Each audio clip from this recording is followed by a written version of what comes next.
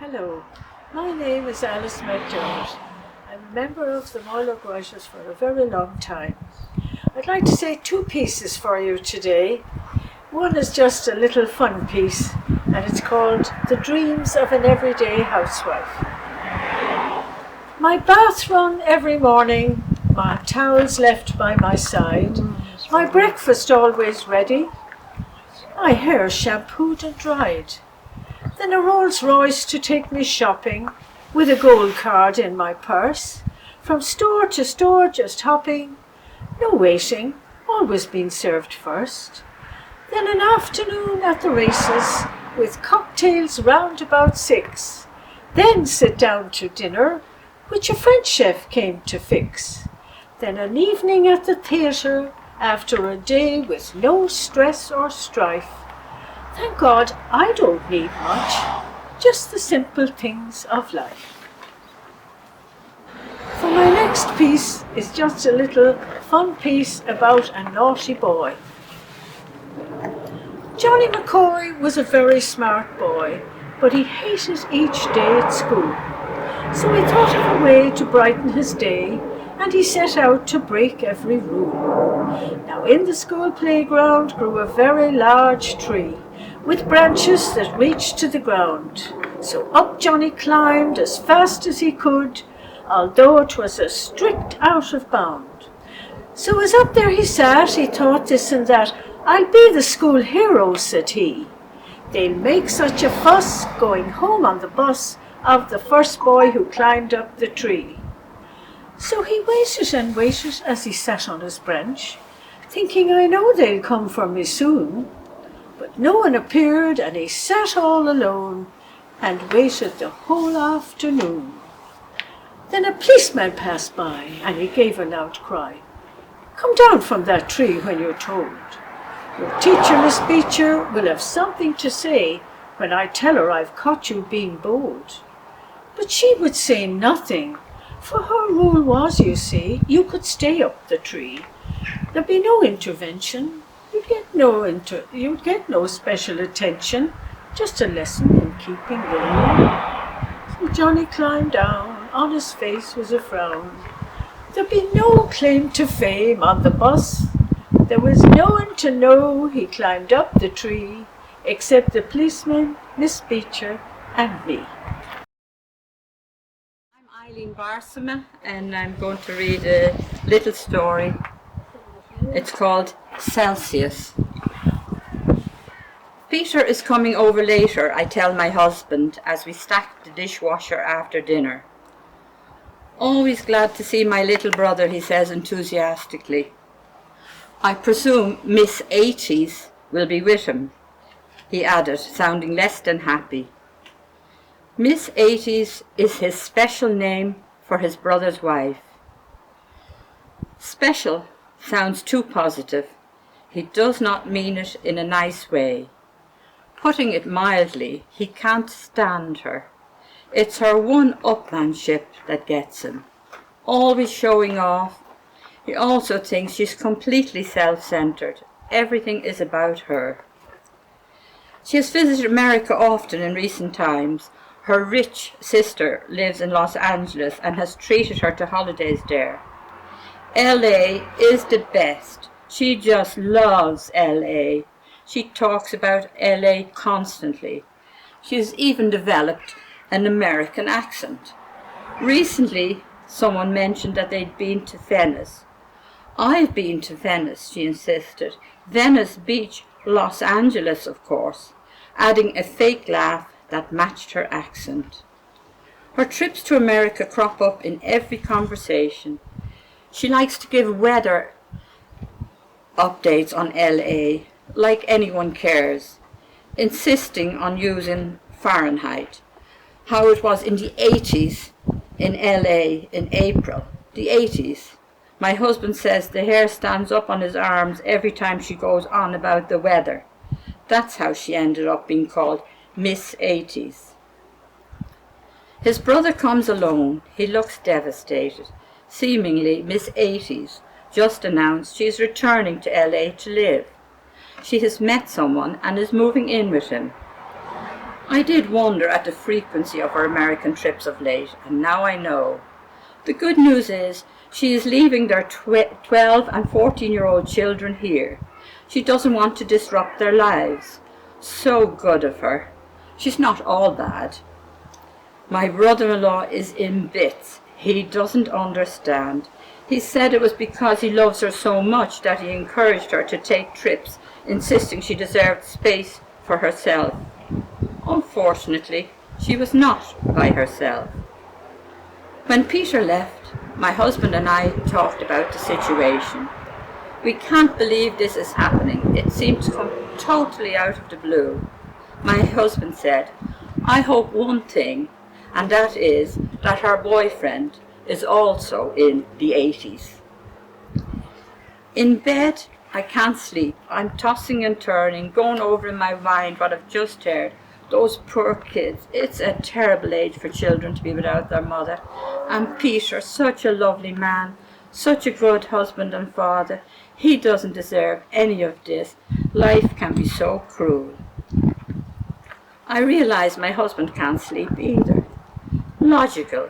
It's his baby brother. I touch him and say, honey, are you still awake?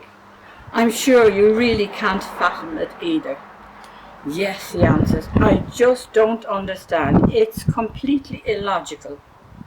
I say everything about Miss 80 is illogical, trying to console him. What I really don't understand is how in God's name they could use Fahrenheit over Celsius in America. Did you know that there are only about 5 countries that use Fahrenheit? Fahrenheit is based on 0 degrees activated by mixing ammonia, chloride and ice, taking the body temperature as 100 degrees.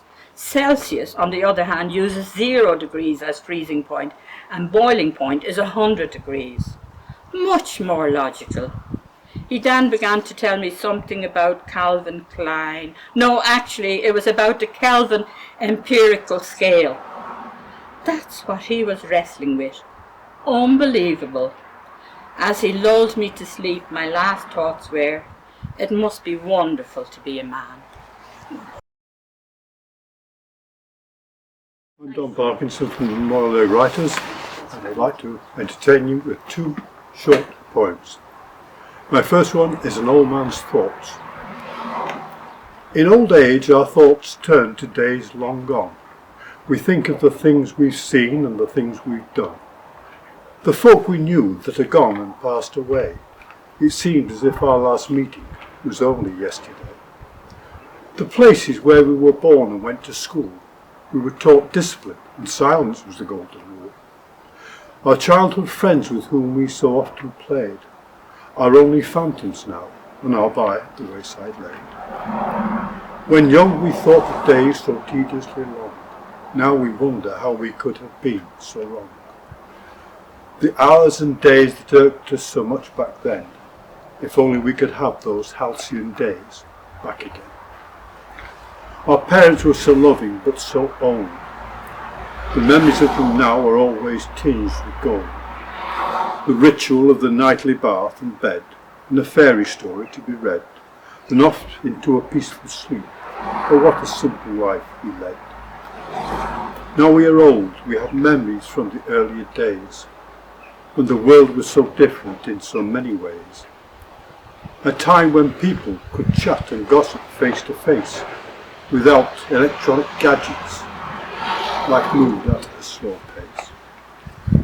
To the old, the modern world is confusing and austere, a place that we have come to dread and learn to fear. Gone are the friendly people with whom we could deal. Do young people know how lonely that makes us feel? The time will come when we're no longer here, as have now so many things that we once held dear. To some our passing may be a cause of sadness and of grief, but for some of us it may be a heaven-sent relief. The world will still exist and carry on as before, but we will have become things of history and folklore. In the minds of people, its memories of us will slowly fade. We'll be gone, our debt to the past and future paid.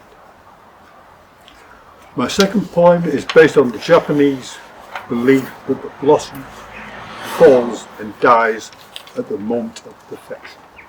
The poem is called Perfection. A blossom blooms and lives and then doth fall, perfection until it answers death's strident call.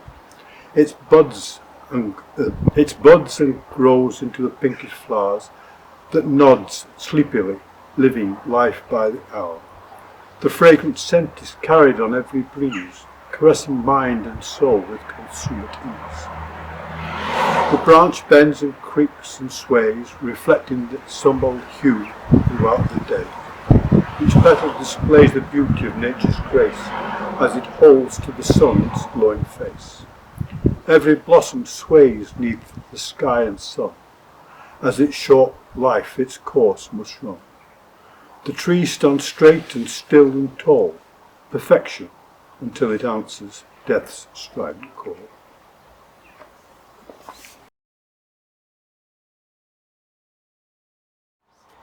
Hello, my name is Hilda Kennedy Murphy, and I should have been writing during the lockdown, but I didn't get round to it, so this is an older piece, and it's called I Am a Bird Now. There's a new CD I adore, but nobody else can stand it. I Am a Bird Now by Anthony and the Johnsons. Look, I point out, it says on the cover, winner of Album of the Year, National Mercury Prize. So lots of people must like it, that they frown and wonder what I see in it. Try magic numbers, Mom, Son says helpfully. You'll like them, I know you will. They don't understand. Okay, so the second half of the first song sounds like a chimpanzee on a piano, until you realise he's pulling you into his nightmare. But once you've cracked that, the rest is real. I turn my Discman up loud when the house is asleep and wallow in his weird but winning voice, trying to figure out what's troubling him.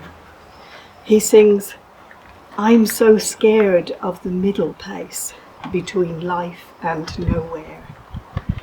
And I wonder, why the middle place?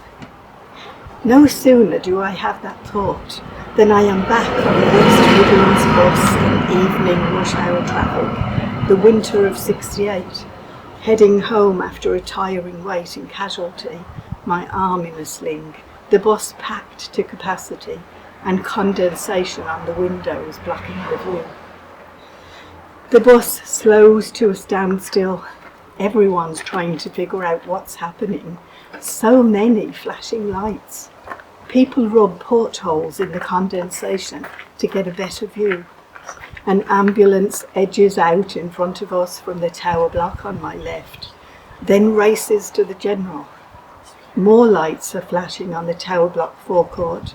Another ambulance is closed, the ambulance driver leaning into the patrol car. Some poor soul is in trouble. I see a policeman urging people to go inside. Can imagine him saying, move along now, nothing to see, as the second ambulance pulls away. I look up at the silhouettes of people at their windows and wonder if this is the block Margaret and Timmy have moved into. The shocking news reaches me when I get home. So horrible, it has to be a mistake. It's in the paper, they say, under late news. They get the evening mail and show me. Boy 2 dies after fall from 10th story window in tower block. It was Timmy, the little curly-haired sweetheart who'd playfully hidden from me earlier in the week, jumping when I snuck up and said boo. How will people know how precious he was if they call him Boy 2? Timmy was special. He'd awakened the hearts of his parents after his 6-month-old sister died a cot death shortly before he was born. Margaret's husband blamed her for the cot death. It was her fault, he convinced her. If she'd gone into the baby's room immediately she got up, instead of doing unnecessary tidying, their daughter would still be alive. Timmy was adored by everyone. He was lively and inquisitive, but it was nerve-wracking for Margaret, having to be ultra careful, living in the shadow of the room where their daughter died. The doctor put her on antidepressants and urged the council to rehouse them. It was a relief for them to move away from the sadness of that address and make a new start in their 10th floor apartment. That evening, Margaret felt it would be quicker to cool Timmy's dinner with milk rather than leave it at the slightly open window. As she mixed it into the potato in the kitchen, the street sounds below enticed Timmy toward the window. He pushed a chair to the wide-topped storage heater directly below the window and climbed up to have a look. She saw his legs disappear over the edge and flew helter-skelter down 20 flights of stairs to catch him, struggling against people determined to hold her back, people who may have glimpsed him falling.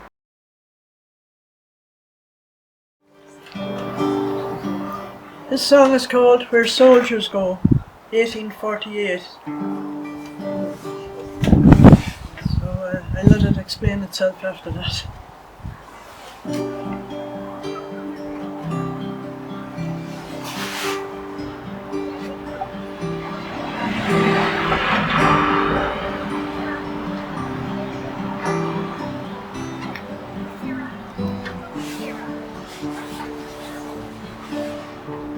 It's not for rings upon my fingers, silk petticoats or passion mood, that I will lose my long hair around the roads where soldiers go, around the roads where soldiers go.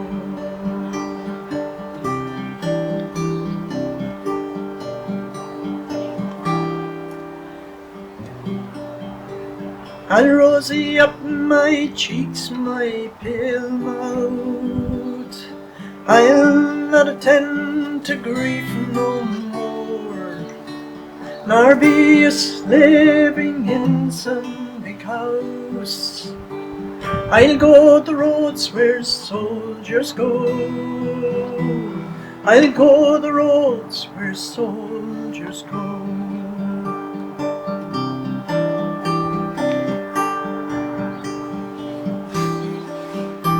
I'll go that road, soon pay my passage out to a better world, I'm told.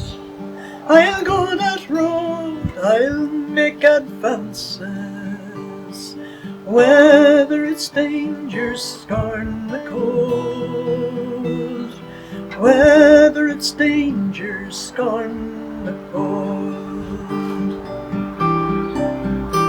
These foreign strangers marching our roads hate us but take our favours all on the road from Boyle to Athlone. We follow where the soldiers go, we follow where the soldiers go.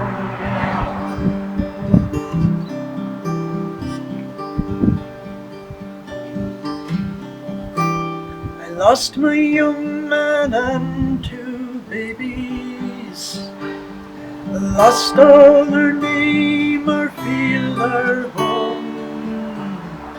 There's no one now, the hunger laid them, dead on the roads where soldiers go, dead on the roads where soldiers go. Why I survived, God knows, and I don't, to stay alive to cross the foam. I have to try disguise my loathing and go the roads where soldiers go, and go the roads where soldiers go, and go the roads where soldiers go,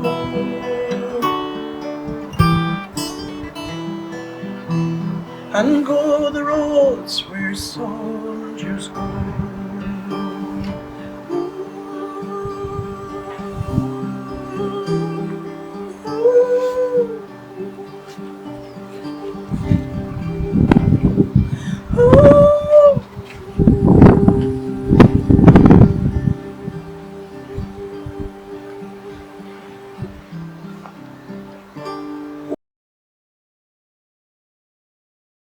And I'm a member of the Moylurg Writers for a long time. And this was a poem that was written for a book in Roscommon about the lockdown, and it's called Lockdown in Ballyfernan. And I was going into a shop one day, and this inspired me. You can't come into the shop now, you will have to stay out anyhow. There is only 2 allowed in at a time. It is good that the sun shines, that the weather is fine. When one goes out, I will give you a shout. Safe distancing has to be observed, no more than anyone deserved. Then I got the call. I went in and I got my goods big and small. I paid through a panel that was clear, contactless payment without fear. The goods were not dear. In the adjoining bar, I could not have a beer. Some more masks to carry out their tasks. Outside there was a queue. What could people do? Then someone else went into the shop, leaving room for someone else to take that slot. That's it. These are just COVID-19 musings. Zoom meetings, elbow touch greetings, 2 meters apart seating, wash hands before start, wear visors or masks when in public doing tasks. Sanitize the workplace, no visitors to your home take, no unnecessary visits make, hands do not shake, no big crowds at the lake.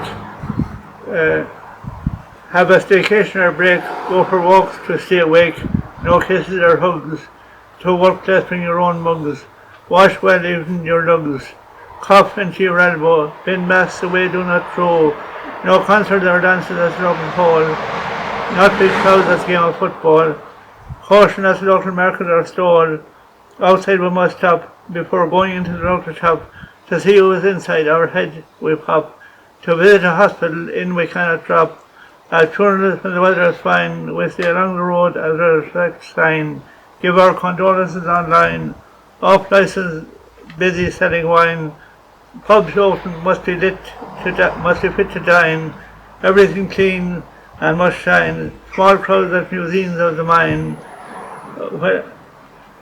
wherever we get a trip back in time, no music starting tonight at 9 or later or at any time.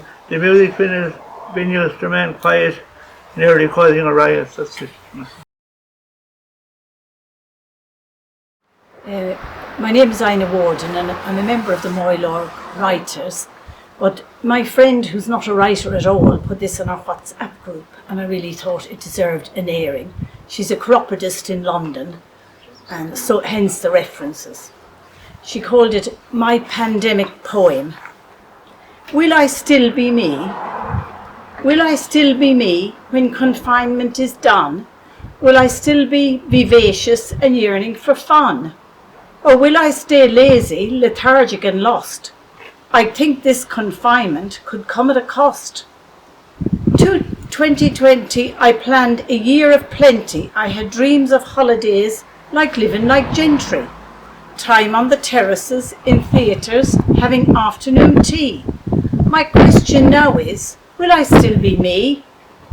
And what of my patients who have left me in droves, afraid to leave home with their feet now like hooves?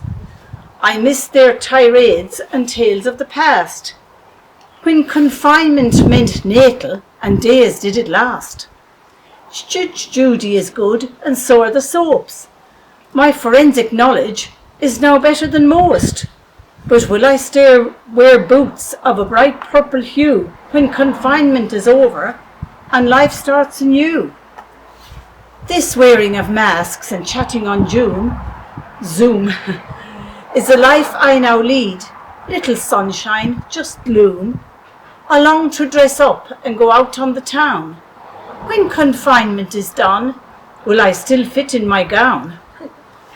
My dogs on our walks get mud up to their knees. No one talks very much, so I stare at the trees. I wear my purple lipstick and lots of perfume, but the end of confinement can't come too soon.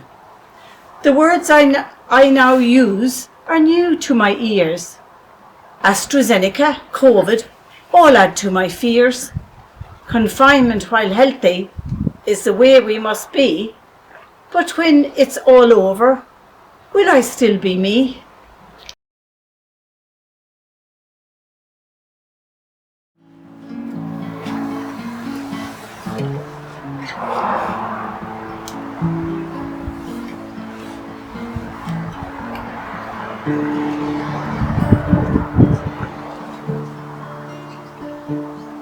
Mother is sleeping, worn out from weeping, all day and all night. Her son has died. Now he's a martyr, forever after, torn from her bosom, gone from school.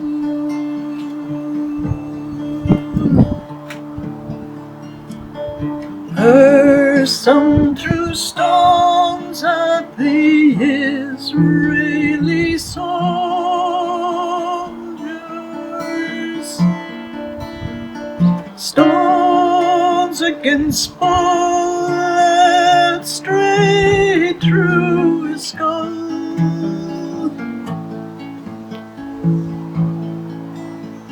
Gone like his brother, too many others, gone like his father, gone massacred.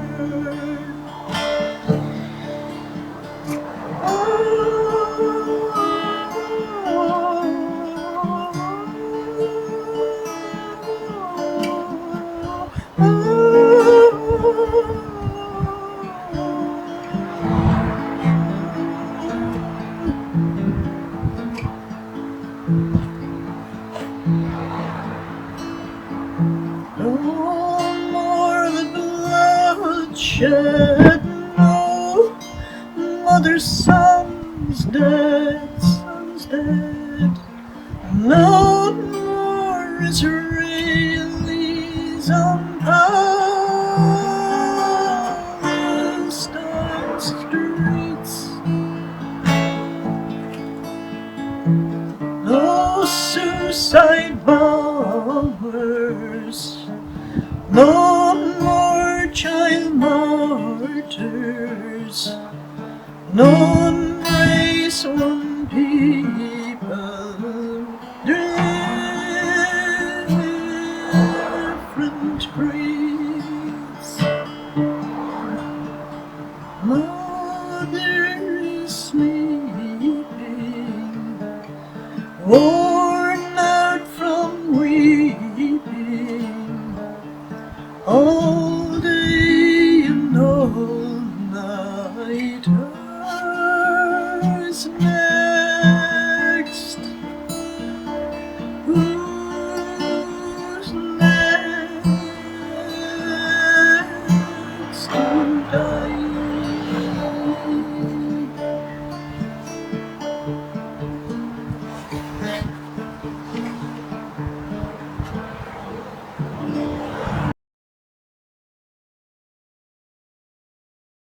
Hello, my name is Joan O'Reilly. I've been a member of the Moylurg Writers for quite a while. I would like to share some haikus with you. As you probably know, the haiku is one of the oldest form of Japanese poems. A famed poet, Matthew Muso, wrote the first haiku in 1680. The first line consists of 5 syllables, the second 7, and the third 5. They can be about nature, life, or they can be about something topic like Boris, Brexit, or COVID, but we won't do that. You can relax, they're just about nature. And the first one is, early mist lifts, clouds drift, daffodils dance, lambs gambol, earth warms, and summer beckons. May fly on pond, lace-winged and jewel-eyed, time to dance.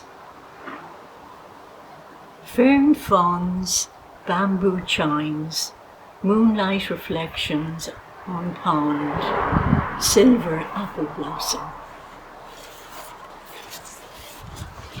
The incoming tide played with the tendrils of seaweed like a lover would. A silver raindrop fell into a puddle. The moon was crying. A shaft of sunlight through dappled trees, blonde thrush, like a brown-eyed girl. Thank you.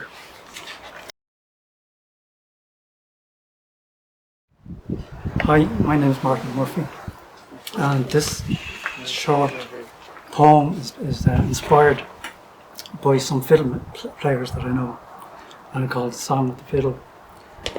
And here it goes. Many's the air has weaved its way from the heart and down my way. With a sweep of the bow, the vibrations flow, and under my bridge they ebb and flow. As my glorious curves enrich the tones, I lift the spirits of the young and old. This is about my first time ever to go sailing on a boat on my own. I just call it solo. And lessons done, I'm out on the lake, wave the lap at the side of the boat. Nervously I hoist the mainsail. The boom swings as the sail catches the wind. Heart and mouth I pull the winch to tame the flapping main. And sailing, gliding with the wind. For a few shaky moments I relish my achievement. Then, panic. What's next? Oh God, foresail. I have to do it. They are all watching. As it unfolds, the boat leans into the waves and accelerates. My heart races as boat and waves become one. I quickly loosen the sail. The wind billows out and we're upright again. Composure regained. Look, Roger, you taught me this. I'm alone, solo for the first time, leaving ripples in my wake. My name is Margaret Mulligan. I've been with the Moylurg Writers for a number of years. I've written this little piece. I hope you enjoy it. It's called Round the Bend. As he rounded the bend for home, he saw the smoke. The knot in the pit of his stomach tightened with anxiety. He just never knew what he would find these days when he got home. The only thing he knew for sure that there was no smoke without fire. His imagination went into overdrive. Last time it was a spring clean. Every movable item in the house was on the front lawn while his dear wife cleaned the house. In truth, it was more like a fumigation on an industrial scale, for at the end of the exercise there was not a shred of wallpaper left, and it could safely be assumed that any dormant spiders, mice, and indeed microbes had been exterminated. It took a week to get the place back to a half-normal state. Another time she decided to wash the 2 dogs, but at least all that took place outdoors. However, the spaniel would not go near water for weeks after his traumatic encounter with shampoo and conditioner. Mercifully, she didn't have access to any grooming tools such as clippers or shears. This time looked more serious though. Maybe the house was alight. There was certainly a lot of smoke. He got out of the car in a hurry and went round to the back of the house, the source of the smoke. There she was, leaf rake in hand, frenziedly flitting between the fire and the escaping leaves.